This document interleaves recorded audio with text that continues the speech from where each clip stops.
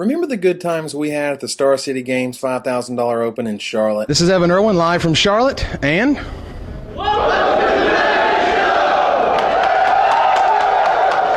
well, on May 9th through the 11th, Richmond, Virginia will be hosting the second Star City Games $5,000 Standard Open, along with 2 huge vintage tournaments, a new $2,000 Standard Tournament, and much more. The Magic Show will be covering all the action as it happens, so get yourself up to Richmond and I'll see you there. Hi, this is Sean McKeown, and welcome to the Magic Show.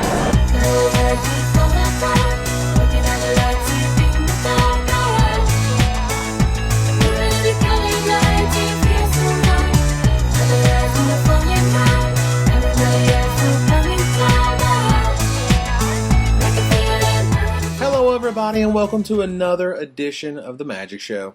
This week we're going to be talking about Shadowmoor, the new mechanics, the cool new cards, and what we can expect to shake up Pro Tour Hollywood. We'll also be discussing Shards of Alara, the follow-up block to Lorwyn coming this fall. Are you ready to do some fortune telling? Because it's time for the show to begin.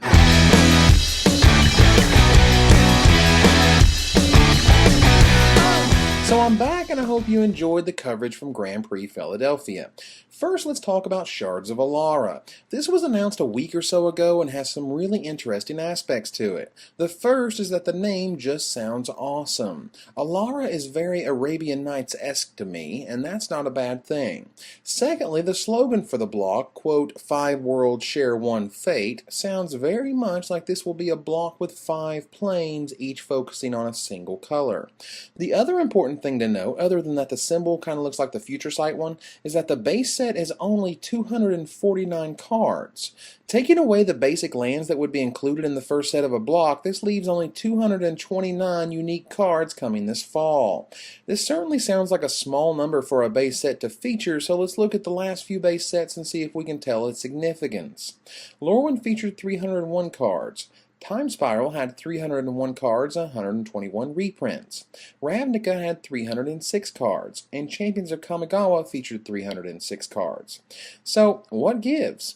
It's clear to me and others that this block may be the first ever to feature the same number of cards in each set. If the follow-ups to Shards of Alara are both 229 cards, then the total for unique cards would be 687.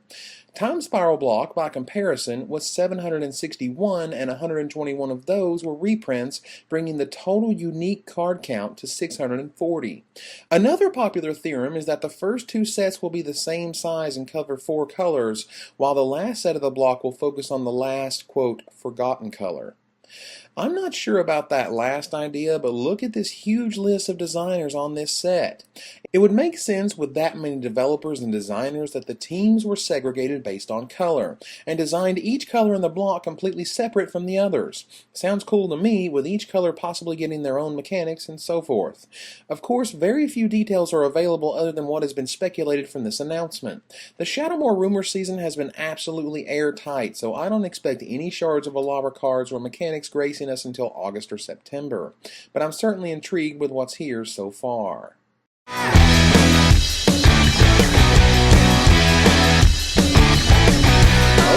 the rumor mills have opened, the floodgates have swung, the lines have been dropped. Let's hit the ground running.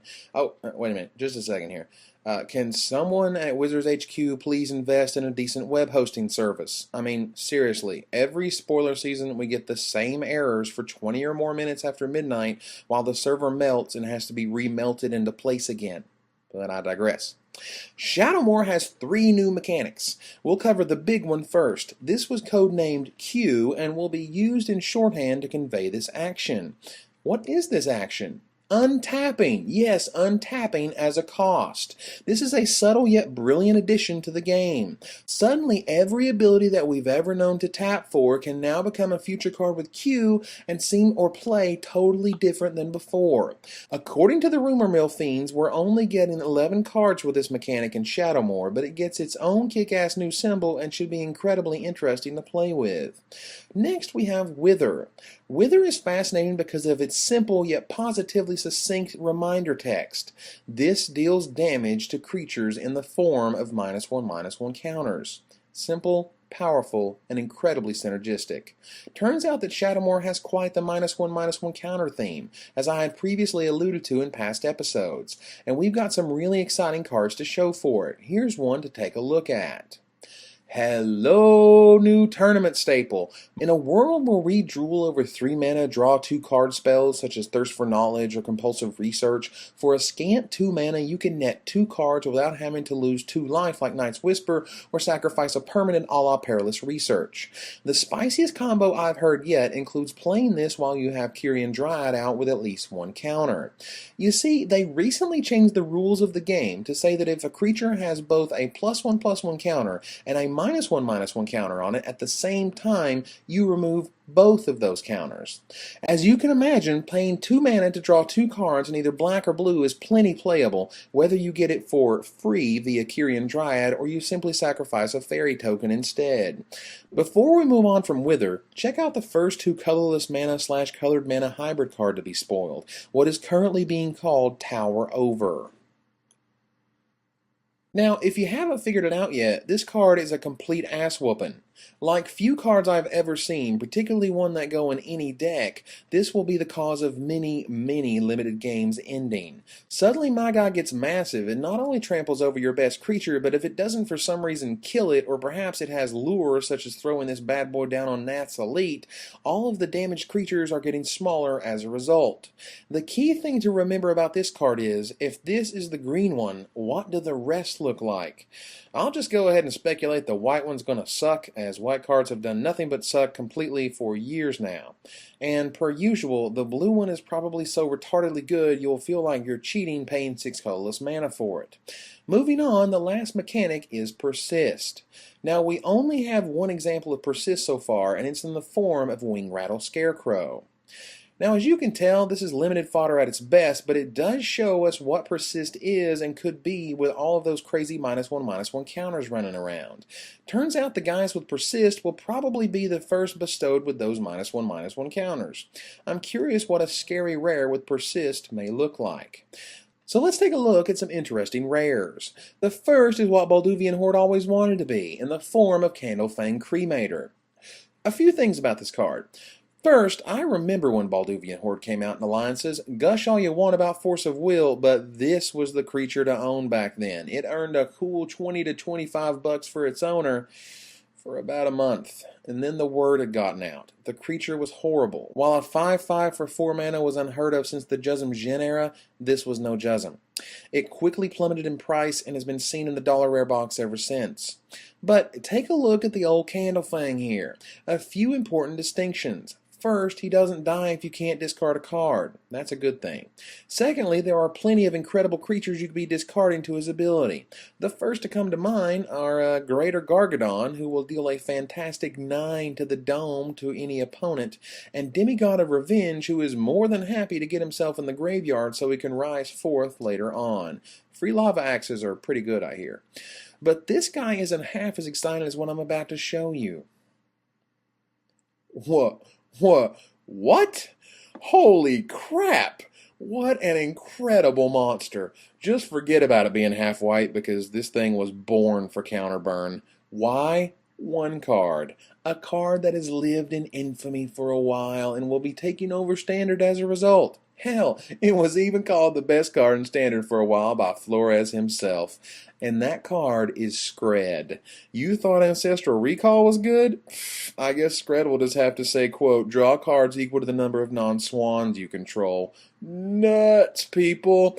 I fully expect Swans of Bryn Argyle to be rocking the Chase Rare slot for a while. Revelark is fun and fantastic, don't get me wrong, but I think there's a new 4/3 flyer on the scene and he's just waiting for his new archetype to be constructed. The funnest part, though, has to be the mirror matches. Who will drop the Swan first? How many counters must you be prepared for you to make sure your Skred resolves? Fun stuff.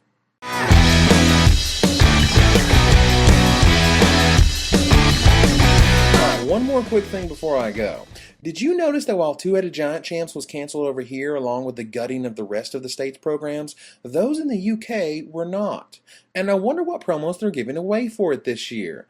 Turns out that for participating, you get an extended art edition of Bramblewood Paragon. That's cool, right? Sure. I wonder what the top 4 teams get. Oh yeah, an extended art foil Mutavault. This is the equivalent of handing them a huge gold bar encrusted with the hopes and dreams of Magic players everywhere.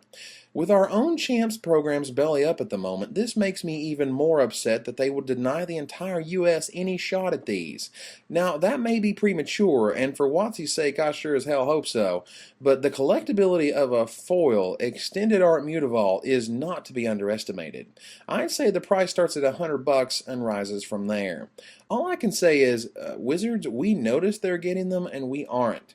Please include these wonderful promos in whatever plans you have for replacing the Stage/Champs system.